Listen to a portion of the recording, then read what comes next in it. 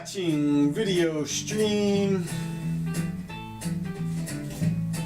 And we're live. We're live. Okay, good. I believe Right on in the time. power. Too. Jimmy Doan Show with Counselor Curtis That's me.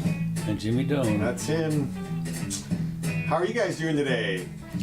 I'm doing pretty well. I meant all our audience members. Today is the 10th of April, 2019. It's 4 o'clock on Wednesday, so that's why we're here. We're here every Wednesday and Sunday at 4 o'clock. Also, I'll post a timestamp copy up on YouTube right after the show.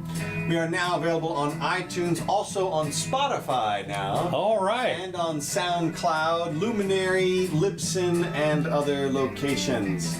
Mostly in audio format, those last few, but you can find us on video right here on Facebooker. And then we'll be on YouTube. And YouTube too. Right. That's right. We haven't started streaming directly to YouTube. Well, the Facebook app is a little, Okay. well, actually, it was just because it's easier for people to see us. Like they find us easier. So Okay. All right. Well, things are happening. Mm-hmm. Not much. No, some is happening. Some of the big news. What's interesting to me is the stuff that makes news. One of the big news is they got a picture of a black hole. You know, what they did is sounds like a whole lot of nothing. A whole lot of nothing. I'm serious. They were talking about these things. This helped confirm the Einsteinian Right. equations. I mean, the concept was if it came out to be a square or something. Yeah, that would have been a triangle. No, it just they were talking about some of the stats on this black hole, and it's like the equivalent of the mass is the equivalent of a billion suns. 6 billion. 6 billion, is that what it is? 6 billion suns. And I'm thinking to myself, 6 billion suns. Whoops, what happened here? 6 billion suns. That's a lot of suns. And they're always worried about where is all the matter in the universe. Right. Well, let me tell you something. Black hole. That's one place. They talk about dark matter. Well, there's nothing darker than a black hole. And, you just need a couple of jillion of those. From that. Actually, those are mostly in the centers of galaxies, as far as I understand. There's a trillion galaxies. Yeah, but there's still... Look, I'm with you. Like anybody who says, well, this is the whole universe, I'm like, you're not seeing the whole universe. Okay, you're just not. No. But... that's kind of the thing. And there's been some recent theories where dark matter and dark energy doesn't have to exist exactly that way. It's just flummoxes in the calculations. I mean, they're big flummoxes. They're huge. Well, I mean, you get to see the blackboard, and it's just all all over Jumble City and everything. Well, but you know what what they're doing. Well, I know a little bit. I mean, I did calculus, so I know. That's right. And that's mostly what it is. It's estimations here Right. and there, and there's guesses and there's givens that they're just coming up with. But this was a neat thing. They turned the entire Earth, basically, into a telescope. Big telescope, big radio telescope. 6 teams coordinated, and it was over a year or two, or a month or two, or something like that. Yeah, something. I mean,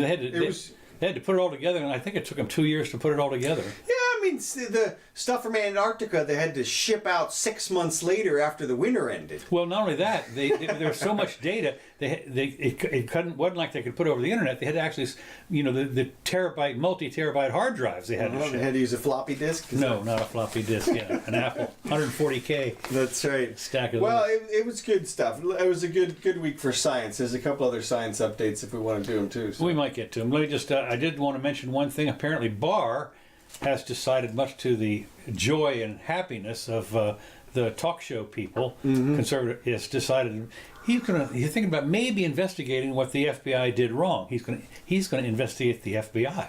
We'll see. Yeah, we'll see. Well, I mean, it came out and I've said Miss Jimmy called me up and said Rush Limbaugh was all over it. I thought it was just the greatest thing in the world. That might have. Well, who knows? Yeah. But they're supposed to release the report this week. Now, one of the things I did notice, and that is that Barr obviously has read the entire report. Okay. Okay, so he knows what's in it. And to me, when I think about that, one of the criticisms, just real quick, was that he got the report on like a Tuesday, and by Wednesday afternoon he had issued his summary. And if the report is 400 pages, he better be a darn fast reader. Yeah, well, everyone would. Well, and of course, my theory about that is he would get advanced reports Absolutely, and advanced copies of different pieces of it. He would know where everybody's team is headed. He would have a good indication. He would be looking for specific things. This is obviously something he's turning over in his head all the time. That's the way you do it in law. And so the idea that the first time he'd ever seen this case was when they presented the report, I think, is mistaken. Yeah. Well, I think that, the fact that he knows what's in it, I think, says a lot. And what I'm thinking is, in the report, there might be some malfeasance by the FBI agents. Well, I said from the beginning, That's what everybody who's demanding this report be released better be careful what they wish for. Right, but I'm just thinking. They don't understand. I mean, he's the one that's read the report, and suddenly there's some hint, a little snide thing that maybe we ought to investigate some of the people. And I'm thinking, well, he's the one that read the report, and that stuff's going to be in there. Well, and more importantly than that, he's the Attorney General. Right, and well, of course, the other thing is, I think they're talking about having it come out this week, or next week. Yeah, maybe. yeah. Well, okay. Well, by our next Wednesday show, it was supposed to be. We should know everything. Yeah, I think that was the original. Now, speaking of law stuff, which you can weigh in on. Aha! Yes, I'm ready. Okay. Lori Loughlin now faces 40 years in prison after the grand jury indicts her and 18 other parents on charges of fraud and money laundering in the college admissions scandal. This whole thing has gone, the 19 who did not admit guilt have been hit with a new charge of money laundering in addition to mail fraud. But what's interesting is then it finally got all down to it. She's looking at a 4 to 6 month sentence for admitting she paid a proctor $15,000 to edit her daughter's college entrance exam. That's Huffman. And that, huh? That's Huffman. Oh, is that Huffman? Okay. And that would be followed by a year of supervised. I don't know. That's probation. Okay, that's probation. But what I'm looking at here is this. I'm wondering what is this 40 years in prison business for what? Well, exactly. This highlights a couple of things about our system. Number one, we have incredibly long sentences in our prison system. Anybody who thinks the land of the free is about a bunch of free people doesn't understand. We hand out long prison sentences. This is indicative of this. When you see this, like you said, what was her actual crime? Yeah. She bribed an official to get her to get her daughter into college. Okay. Yeah, okay. So, okay, shame on... Yeah, exactly. Shame on you, okay? 40 years? 40 fucking years in prison? And here's the thing. They would give her 20 years.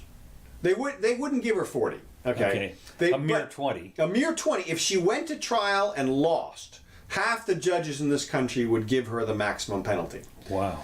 Because that's just what that's like sort of the common concept among judiciary. There's a bunch of judges who feel like, look, you can take your plea deal, but if you don't and you take your chances with the court, if you lose, you get the max. Now, there's a lot of other judges who use, I'm going to call it judgment, and whoa, and they parse out that thing. But here's the other issue that this illustrates with our system: the incredible amount of judgment that's involved with all the people, and in particular the prosecution here. Mm-hmm. The prosecution gets to charge these people with crimes which have a range of punishment from nothing to 40 years. Right.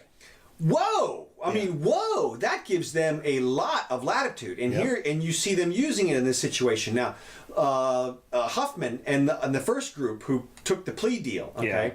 Now the prosecutors are going to recommend like somewhere between 6 months in jail and a couple years in prison for these people. Okay, depending on how much hard asses they are. Huh. But in Hollywood, the way that it works is you get sentenced to a light sentence, and then you get off much sooner than that because you get let out for prison overpopulation and things like that. Okay. So in Huffman's of course, you wonder, who really was bent out of shape by this? I mean, where's the injury? Well, you're talking about prosecutors here. Yeah. Okay. Now these are the people that you remember from high school who would come run in and tell the teacher, "Hey, George is kissing somebody in the freaking bathroom right now." Okay. Well, in my school, that'd be a problem. And you. This is a all-boys school in the 1950s. Yeah. But the point is that these are the people who will find fault in anything, Right. anywhere, anybody, and they're very sanctimonious and self-righteous about it, and they have no problem thinking of this as a horrifying crime. This is horrible. This is a horrible act, and the fact, no, you see nobody jumping in to tell the press, no, we're not going to seek 40 years. That will never happen, kind of a thing. Yeah. Because they're going to keep that card in their back pocket. I mean, it's like it's. For what? This is the badge of honor. They get to say to themselves, "Look, I convicted Martha Stewart. Yeah. I sent that bee, to prison. I sent that bitch to prison. Yeah. Now, how long was she in for? 2 years or something? Or? Year and a half, something like that. Yeah, I mean, just ridiculous. Unbelievable, And this yeah. is the same kind of thing. But from my perspective, the only thing they can do is have much narrower ranges, or you could have much lighter potential sentencing for these types of things. It seems. To me, this is a civil action. This Right. is something that they should have Right. handled. They should let the universities sue everybody in sight and collect their And they millions. kicked a couple of them out. Sure, they can do that. Okay. Or, do the reputation, whatever. Have to. And the coach, the coaches that took the money, they're out. Sure, yeah. So that's okay. That's what happens. Right, and if you want to send somebody to prison, the guy that set up the whole scheme, the Right. guy that had that business, that took the money, who defrauded Huffman and Laughlin Yeah. and those people, and finagled through the connections with the schools and that kind of stuff. That guy set up a criminal enterprise, in some way, and so, but 40 years, A little much. way over the top. Okay, moving along here. It's just interesting. Plastic bags. We've got this here. This is another thing on plastic. Plastic bag bans are actually terrible for the environment and make us sicker. There's been 2 or 3 or 4 things. Now, the reason I mention this is because in several communities and people that we talk to on the show and everything, and here in Gainesville, they have basically banned single-use plastic bags. I know, everybody's come out and said it's the worst thing ever. And what's interesting is, far from causing environmental harm, the main use of plastic bags is to make the environment cleaner for humans. The ill-conceived ban is a policy that cannot possibly pass a cost-benefit analysis, not the way the politicians do it. And they've done some studies on this stuff, and it turns out that the cloth bags, E. coli gets out of the way, all this stuff. By the time you use these bags 3 or 4 times, and there's some germs that get in and out of the place. Well, there's more than that. The paper bag, or the rope, the canvas bags. Right. In terms of resources consumed and emitted into the atmosphere, from that basis of pollution, Yeah. You said an article had 140 uses. And I saw one that had 320 uses or something. Yeah. I guess that one, though, I will say this: that one estimated people will use their plastic bag twice. Right. Okay. Because everybody does. Everybody uses I know, it. yeah. I use it several times. I use it to bring in fruit from outside. Use it as Absolutely. garbage cans. You use it as all kinds of stuff. Right. Wrap up wet clothes. They're very handy. I keep a couple in the car just for trash stuff. I do as well for dirty clothes when you travel. That I use kind of dog stuff. walkers use plastic bags. Absolutely. Yeah. There's a million uses for Yeah. them. But no, that's not good enough. Look. In their defense, they're trying to do what's right for the environment, okay, on a couple of levels. The biggest one in this situation being the diffusion of plastic throughout the environment. And we see horror stories. You see the Great Garbage Patch, for Right. example. All right, but when it comes down to it, well, first of all, these things are so useful, okay? And second of all, when you look at where that trash actually comes from, Yeah. I've got some visuals up here. It's not from us. No, well, and you can see one of these visuals. I'm gonna put it on this particular one.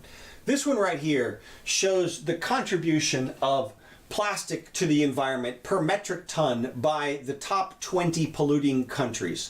You can see the United States is way down here at number 20. Okay. We put out about, according to this, 200 million tons of plastic annually. Mm-hmm.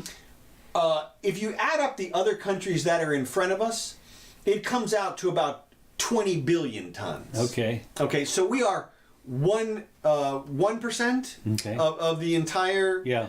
production, so we could wipe out our entire production of plastic entirely. And it wouldn't really make any difference. Nothing. Yeah. Nothing. Also, there's another story that I saw the other day. It was a TED Talk, I think, and it was about the fact that 90% of the plastic that's out there comes from 10 rivers. Oh, right. Okay, Which are not in North America. Right. And it's the rivers that you would know. The Yangtze. That's right. The Yellow River, the Indus, the Nile. Right. It's these rivers that run through the top Well, not only that, of course. major metropolitan. Just finish my sentence. Plastic. Oh, I'm sorry. Go ahead. Oh, they run through the top metropolitan areas, and the people obviously have they just throw the trash right in there. Right. The other thing is that the plastic that is in the ocean. When you look at it, it ain't plastic bags. It's every other kind of plastic. And let's look at this. Okay, if you look at coming up here, you're going to see a graph. The vast majority of the macroplastic that's out in the ocean, it turns out, is fishing materials, as you would expect. Really? Buoys make up the vast majority of it. Really? Plastic associated with buoys. I didn't know And that. then fishing line is next, and things associated with that, nets and that kind of stuff. So it's a huge amount of stuff that we use in the ocean that just gets lost out in the ocean. Now there's macroplastics and microplastics, and I've got a graph in here which shows the distribution. And the vast majority of the plastic that's in the ocean is tiny stuff. Well, that's what the guys are saying is so bad, because then we all ingest it. Well, and here's their argument for that. Okay. Their argument is that the little fish eat the plastic. Right. And then the big fish eat the little fish, and then we eat the big fish and then die. Okay, so here's the problem with that argument. How did the big fish survive? Right. Okay, and here's the other thing. They're talking about microplastics that start out ubiquitously in our environment. Mm-hmm. They're saying the argument is that somehow these minute traces of these microplastics make it back into our system. Heck, we put our food into these bags right out of the grocery store. Right. So, I mean, I actually wrap my chicken in one of those plastic bags. So the number of molecules that I'm ingesting off of those plastic bags straight from the grocery store and breathing in, because there's a bag of those plastic bags underneath my sink right now, has to be many multiples of what I'm going to get from plastic that has been filtered through, not just two fish, all right? You're talking about microorganisms, and then worms, and then fish, and then crabs, and then bigger fish, and then octopus, and then another bigger fish. Exactly. So and all those creatures are going to survive with those contaminants, except the end user, me? No, I don't think so. Yeah. Now, you think we're going to wipe out an entire ecology in some way? Like, if you're worried about a particular species of fish or something that is attracted to plastic, let me know, okay? But so far, these are all general arguments that you'll see, and I included some of their little images here in our slideshow that people can see how alarmist they are. And one of the things that these images illustrate is the differences in the decomposition rates. I saw that, yeah. As compared with just themselves. The same, I mean, different people have published different rates, is what I'm getting at. And the rates can vary from, you see aluminum can, you'll see for 50 years, and then you'll see 200 years in another one. Another one I would point out is they have glass bottles as having an infinite lifespan. Yeah. I don't think so. I think the ocean will be full of glass bottles at this point. If they're what happens is they're thinking of these things as if they never break. Right. As if nothing ever acts on them except for just water, salt water. Well, they have found the digestive tract of a fish. Go ahead. Yeah. Well, they have found some microbes that eat a lot of the stuff that you would think wouldn't go. I mean, they have microbes that eat oil, for instance. It takes a while. You know, don't get me wrong. Oil that's understandable. Well, oil, of course, they make plastic out of oil. Well, right, and at its core level, it's a biocarbon. Right. So anyway, the whole thing about it is, this is, again, with the global warming and all this stuff, this is all scare. And if it bleeds, it leads. If it's scare, it leads. If you look at some of these graphs, they're obvious scare tactics. Like I said, infinity time for a glass bottle? I don't think so. No. That glass bottle is going to get shattered on the beach within a year. No. But now, the beauty of that, though, let me tell you something. Or an octopus is going to make a home out of it. What? Yeah, right. Well, that's one. But the nice thing about glass lasting forever is that when the alien invaders come here a billion years from now, they'll be able to see what we were drinking. That's right. So, because they won't glass They'll bottles. have awesome bottle collections. That's right, exactly. They go, Yeah. we're going over to the third planet from the sun to do some collecting. Here's number of deaths due to pollution. Okay, in India, the big one, it's 2.5 per million people. All right, so it's not like people are dropping like flies because of the you wonder, pollution. it's 2.5. You wonder, deaths. Well, of course, deaths according to old age are probably 100,000 per million or something. Yeah, it's huge. It's huge. It's so yeah. This is I would say a problem that is because it has such great visuals. Yeah. You can show a garbage patch. Yeah. That Indian crying, man. That guy. Well, and the turtle with the straw business. The turtle with the straw. This is and all they've got the things in here, the 6-pack things, 400 years. It says, man, there is no way that thing lasts 400 years flopping around in the ocean. I'm sorry. Here's another one. It says 50 years in that graph, the exact same object. So if you're off by a factor of 8, yeah.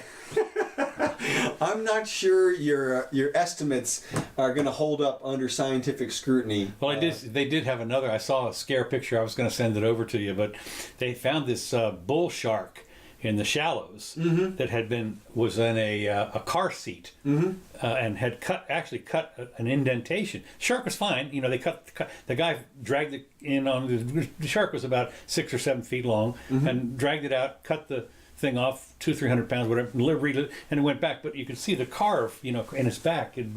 Obviously, he'd grown around it. What? He ate a car seat? No. It was a seat belt. Somehow, this shark swam into a seat belt. Okay. And then it grew, and the shark grew. No, there's a picture. Yeah, Photoshop. Okay, Photoshop. Okay. All right.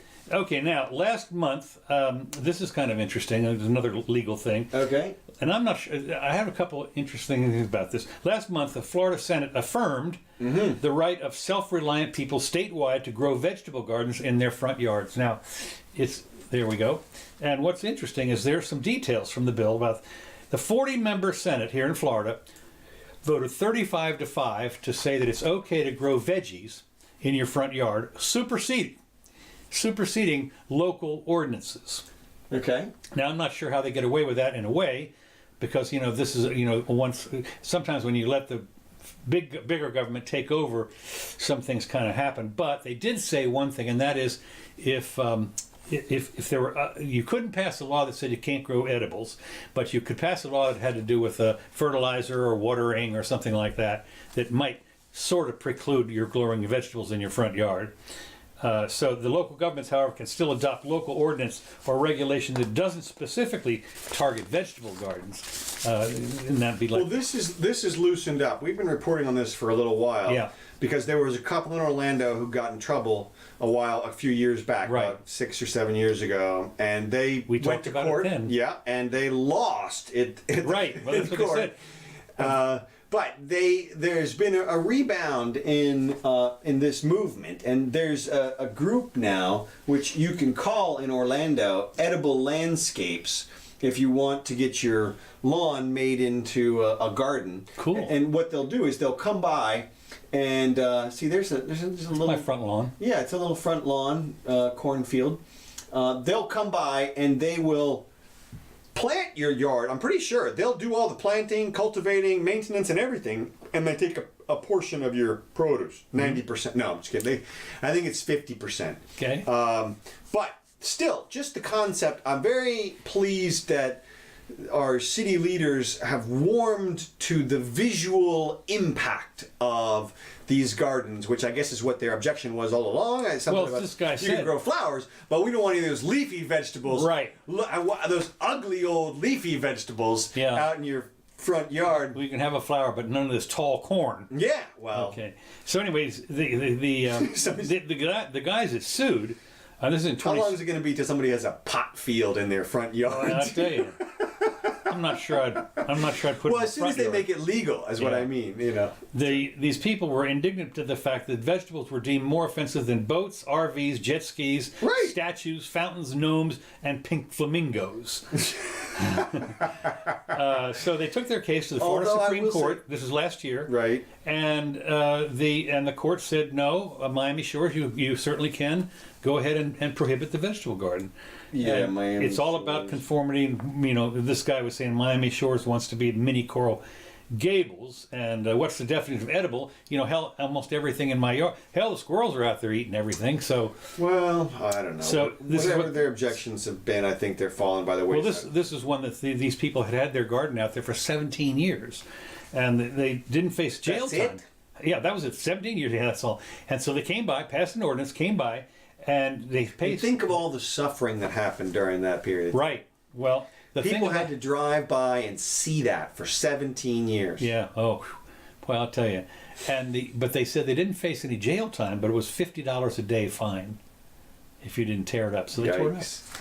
Yeah. Well, of course. I mean, you know. Yeah, and let me tell you what happens if they don't pay that $50. You lose your house. Well, you get a lien anyway. Yeah, you certainly get a lien. Yeah. Yeah, and wonder how that lien. I mean, you get property taxes. I wonder. It goes up there before your first mortgage. Yeah, before it. Sure. Yeah. Oh, yeah. They want theirs. Yeah. Heck yeah. The joys of socialism. Venezuelans are looting corpses for jewelry and bones. Venezuela. Oh, good deal. Oh, look. Uh-oh. Forgot to adjust my picture here. Keep going. Okay. Distract everybody. Venezuelans desperate to find anything of value in their country where the currency has collapsed. They're trying to get anything they can get their hands on, literally, and they include jewelry and human bones, which desperate locals can then sell for a profit, according to the BBC. What's interesting is that this gives a new definition of grave robbers.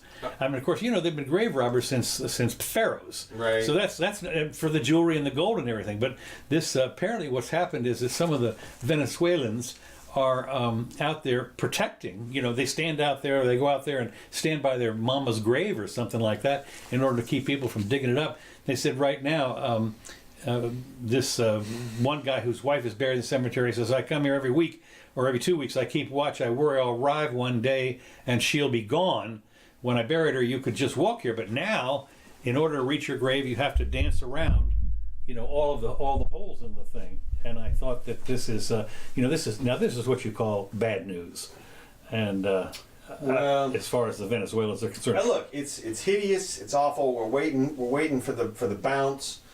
That's all we can do. Well, the thing is, it's dark at night. I hear Caracas is deserted. They had another one. Outlet. They had a nighttime outage for a week or two and something like that. I mean, you can't. But Maduro's, remember, they're holding on. They revoked Guaido's security clearance. Right.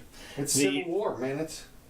Well, after a fashion, but it is interesting. Yeah. So now Iran has decided to have direct flights from wherever the capital is of Iran to Venezuela. They recognize Maduro.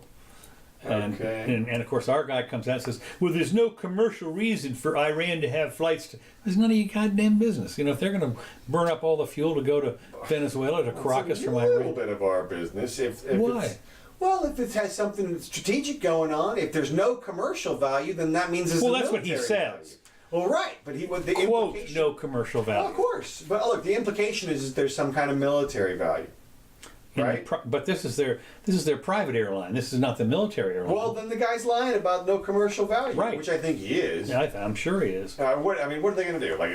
Like, do we really think that Iran is going to try to launch an attack at us from Venezuela or something? Oh. Well, oh no. Yeah, oh no, right? Oh God. Okay, next item I've got measles. Aha.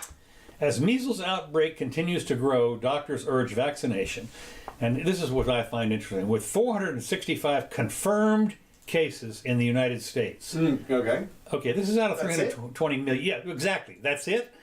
Again, and I mentioned this, they talk about it, they want everybody to vaccinate their children against the potentially deadly virus. Now, as I say, when I was growing up, everybody had the measles. That's the way you got inoculated. You had the measles. Smallpox. Huh? It's not the smallpox. No. But chickenpox was another one. You had chickenpox. Yeah. And that was, you had the little break. And you can see people, even today, though, you can see people that had a severe chickenpox.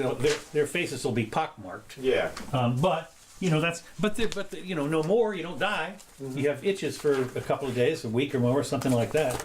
So I think it's interesting that they're talking about this deadly thing, and what they've done is 465 people. Oh wow! Oh look out! CDC major problem. And now what they're doing is 285 people in the boroughs of Queens and Brooklyn. De Blasio has declared an emergency, a health emergency, orders measles vaccinations in Williamsburg, which is apparently right outside of New York City or something. Under the order, unvaccinated people, including children over 6 months old, who live or work in these 5 or 6 zip codes, will be required to have the MMR vaccine, which I guess is the measles and mumps and rickets or something. Anyway, the members of the city's health department will check the vaccination records of any individual who may have been in contact with the infected patients. Those who have not received the vaccination or do not have evidence of immunity will be given a violation that could be fined $1,000. Well, and actually, it's a little bit worse than that, if you can believe it. It turns out that they have issued, pursuant to this emergency, a ban on unvaccinated children appearing in indoor public places. And I think that's in Washington State. This is in Rockland County, or I think that's in Washington State that they've done that. I'm not sure because there's measles over there in Washington State. I thought this was New Jersey. Might be, whatever. So the point, though, is that here's the thing about this. A lot of states authorize juvenile curfews, but here's the thing: if you're accompanied by your adult, you can go. Okay, and also it's nighttime hours. There's specific reasons. This is general. This is 24 hours, and even if you're with your parent, doesn't make any difference. You have to have your medical documentation. Your papers. Your papers, please. Your papers, that's right. And so anyone at this, what's crazy about this is the potential necessary enforcement, which is that, well, it's just that they can walk up to you and demand that you clear yourself. Mm-hmm. And otherwise your very presence is an affront to legality. And even if you're not infected, you're just unvaccinated. Right. Yeah. That's it. Well, they've had that, they're talking about measles, and of course it is apparently quite contagious. Okay. And they said in order to, that 95% of the population needs to be vaccinated in order to inhibit the spread. Right. And listen, I am pro-vaccine. Go get vaccinated, seriously. But the overreaction here is interesting. It is over the top. I mean, it's really interesting that they have your papers, please. Yeah, your papers. But it's and of course I'm just trying to think how do you? It used to be. I'm trying to think. Maybe that was chickenpox. There was when I got a vaccination, you had a scar on your arm. Yeah, well, that's the smallpox one. I've got the smallpox one on my arm. Okay, yeah. And yeah. And but I guess with the MMR, it's a needle, so maybe. Well, maybe these days you need to get it into a pill. Dang it! Yeah. Come on. Yeah. But I thought it was interesting also that I will say one more really stupid thing about this indoor. Yeah. Not the stupid thing that I'm saying. You mean there are stupid people in this world? There's a stupid thing I will tell you about, and it's that the public officials who created this ban on indoor places for the unvaccinated children have repeatedly asserted that they will not enforce the ban. Really? Yes. I didn't know that. Okay. Yes, so yet another. It's against the law, but we don't care. That's right. Yeah. That's right. Bernie Sanders supports letting jailed felons vote in elections. Now, I did not realize this. There are 2 states, Vermont, where Bernie's from, and Maine, that allow jailed felons to vote. And there are another bunch of other states that as soon as you get out and have served your time, you can vote. And of course, here in Florida, they just passed the law that said if you're out and have served your time, you can do it. So I think there's 17 or 18 or 25 states or something that now, even if you were convicted, you can vote. But Bernie, of course, he supports letting all jailed felons vote in elections and should retain the right to vote even if they're serving time behind bars. And that's interesting about the 2 states, and I'm going to say that I knew that just because I'm the legal expert on this show. Yes. Yes, you are. But no, I actually didn't know that. But I will say this. I tweeted in support of this program this week. I did. And you were deluged. No, I was. So far, nothing. Really? Well, it was on Bernie's stream or whatever. Okay, so yes. they're all in support of this, I would guess. But this, to me, it struck me as interesting that it never crossed my mind before, because I was always in favor of the once you get out, your time is done, all your rights are restored. Mm-hmm. You have to have a Christian-style forgiveness, a restoration of your place in society. If we ever want people to be rehabilitated, you can't just hold them down. Right. And so this to me is interesting. I think it's a great idea. Personally, there's a lot of reasons we punish people, but to keep them in prison is really just for our own protection. It should be. And voting doesn't endanger us in any way. Because what people don't understand about people who are criminals or who commit crime is that I don't like to call them criminals because it's normal people. It's regular people like you and me, or not just like you. Wait a minute. I'm not going to put and 3 felonies a day. Everybody commits them. Just a question of who gets caught, who gets patrolled, that kind of stuff. They're regular people, and there's nothing wrong. Criminals do not mind there being strict enforcement of actual crime. That is robbery, crime that's assault or battery, those types of things. Property crimes. They recognize that those things are bad. Right. They just cross the line anyway. That's what I'm trying to say. Okay. It's not as though they are confused about the issue. So they would still vote in line with normal expectations. They would still vote, and also, let's face it, they're not going to vote anyway, unless somebody brings them a ballot, which mail a ballot or whatever. But I mean, the other thing is so. But I mean, I wouldn't like them voting on my tax increase or anything. Well, this to me gets back to what do we do with voting? To me, voting is both too powerful and not powerful enough. It's really, yeah, in some ways, and I don't want to get too deep into it this time. We'll cover it because I have a whole chapter in my book. But I don't think they can do too much harm, as I guess you can see in Vermont and wherever. And but at the same time, I think that you can't do enough from the standpoint of all you can do is vote for a representative who then may vote for something else. Your control over what happens is very small. So one of the new venues, I guess, is to go to the various prisons and campaign. Vote for Bob. Man, why not? Why not? Go through a captive audience. Captive audience. That's right. That's great.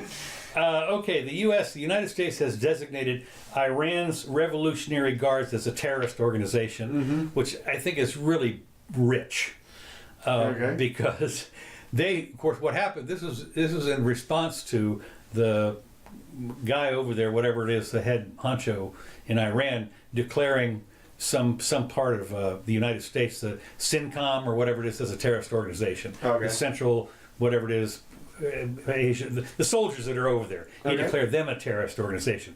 Immediately, we decided to call their Revolutionary Guards. Whatever you say bounces off me. Right, it sticks. So President Donald Trump Monday announced the United States is designating Iran's elite military force, the Islamic Revolutionary Guard Corps, as a terrorist organization. Trump said in a statement that the unprecedented, everything's always unprecedented, move recognizes the reality that they're really a state sponsor of terrorism and so forth. So it's interesting that they, you declare. I mean, they hang out in Iran. I mean, it's not like they. I guess what they're saying is they collect money and send it to terrorist organizations overseas or something. I saw a picture of them, and they're kind of like the special ops people. I mean, I don't, terrorist organization. I don't know. I'd be more worried if I was in Iran. Well, and so just to put a little finer point on Iran, what their problem is that they're the only Shias left, basically. Oh, is that right? Yeah, and so it's. I mean that's why they're aligned with Syria and causing trouble in Yemen and whatever. They're surrounded by Sunnis. Okay, I didn't know that. I've never been able to get all that straight. And of course, you know what? I don't care. Well, it's I mean, it's just it tells you why things are happening the way they are. But yeah, there's so much more Sunni Shia violence than right. Than they might think that they're terrorists or something. I don't know. Okay, moving along. This is good news for us. Scientists say shooting electrical current into the brain for just 25 minutes reverses the decline in working memory that comes with aging. Now, I'm not sure how they do it, 9-volt battery, whatever, I don't know. Finger in the socket. That's it, something, all right. By stimulating the brain in precise regions with alternating current, so it's not a battery, I take it back. Okay. We can bring back, quote, we can bring back the superior working memory function you had when you were much younger, one researcher said. Older adults aren't as good as remembering things. Oh, I take issue to that. What was I saying? Yeah. Because functionally disconnected to the fallout of synchrony, shooting electrical current in the brain for just 25 minutes to reverse the age. Now, I'm wondering, is this what happens if you do, what do they call it, when you do the, not the lobotomy, but, when they give electroshock therapy. Mm-hmm. I don't know. Maybe you get I think that's a little more. Yeah, I think that. Well, they said this. You're supposed to do this alternating current in specific regions, which realigns some of the stuff. So there's hope for me left. Yeah, and sleep on these magnets. Right, that's right. Well, you can always wear the copper. Right, thing. Exactly. Okay, last thing I've got is this, and this is kind of interesting. The photo in Phuket could see you face the death penalty. Now, Phuket International... I'm pretty sure that's... No, it is. Phuket. No. Phuket. I don't know. International Airport is cracking down on visitors who flock to Mai Khao Beach near the international airport to take a photo with an aircraft landing overhead. Now, there are two places that I know of. One is in the Caribbean. I think it's on St. Martin, I think. The airplanes come right over the beach. And when they take off, you can get blown into the water and that kind of stuff. But this is another one. This is in Thailand, I guess. Yeah. Well, here's a picture of the guy. You can see taking a selfie. How close the guy is to the plane, which is not very.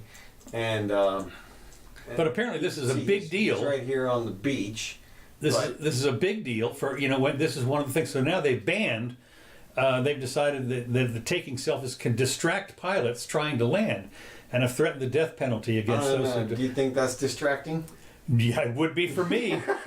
But plane noses over to the left. No, look at this. I got newsflash for you. If there is no way that guy in that cockpit can see that girl. Well, right, exactly. I mean, you have to stick your head out of the window at 180 miles an hour. 100 feet up or something. Yeah, and like one of them stood on somebody else's. Shoulders, and they were like, "Oh, that was dangerous." It's like, yeah. 300 feet in the air. Right. We're just gonna jump. So anyway, but they're talking about literally the death penalty, and so they watch planes fly extremely low and everything. Less severe punishment, death penalty maybe, but less severe punishments include a fine of up to $1,250 or a jail sentence for up to 20 years. Mm-hmm. For taking a selfie. So I guess they have a little arbitrariness in their sentencing system. You think? Let's see. Today it's going to be $1,200 or life in prison. Right. I'll take That's you. right. Yeah, it's not like you're getting out. Anyway, that's pretty much everything that I got. Okay. Well, look at you ending kind of early. Let's see. I did. Let's see what I've got. I might have a thing or two.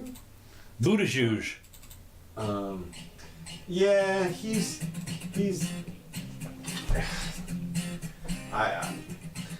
What can you say about him? Not too much. No, he's. No, it's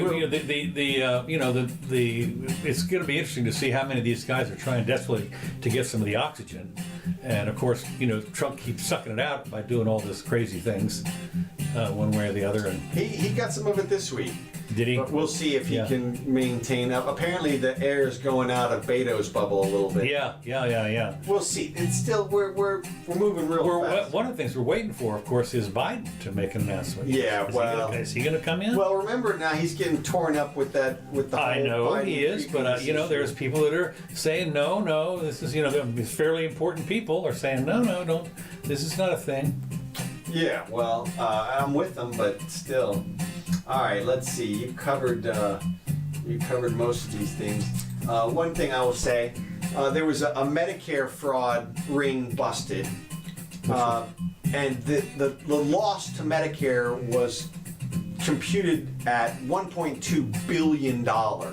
Really? Due to this ongoing fraud. They had a system where you would call up and you would say, oh, I'd like to get a brace for my leg or something, and they would refer you to an offshore telemarketer who would basically just make sure that you were on Medicare, and then they would hook you up with a doctor who would prescribe you the brace without a inspection or anything. Yeah. You get, oh, how many do you need? How many legs do you have? Yeah. And then they would buy these braces from Medicare and get reimbursed a substantial amount and give a kickback to the company. So $1.2 billion. And the reason I bring this up is because I was in an argument this week with somebody over universal health care, and Right. we need to get to that. We're going to get to that because that's really a big deal. And the one thing that I tried to point out to them was that when there's fraud that happens in a centralized system, the damage is exponentially greater. Oh yeah,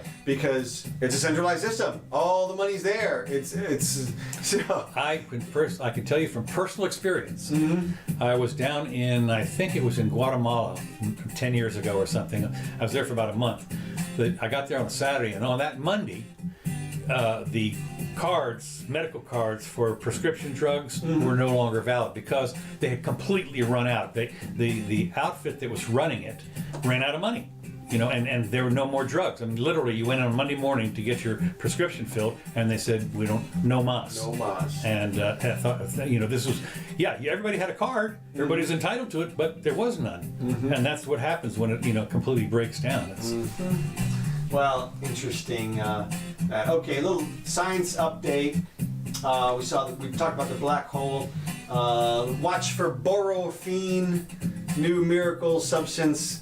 It's graphene's maybe bigger, better uncle or cousin or something. Really? Yeah, borophene. What? Single layer boron atoms, I think. And so it has some new promising technology. Although we haven't realized the graphene revolution yet. No. So I don't know what's going on with that. No, we did. Obviously, the Illuminati have gotten to the scientists. And, well, they did discover a new state of matter.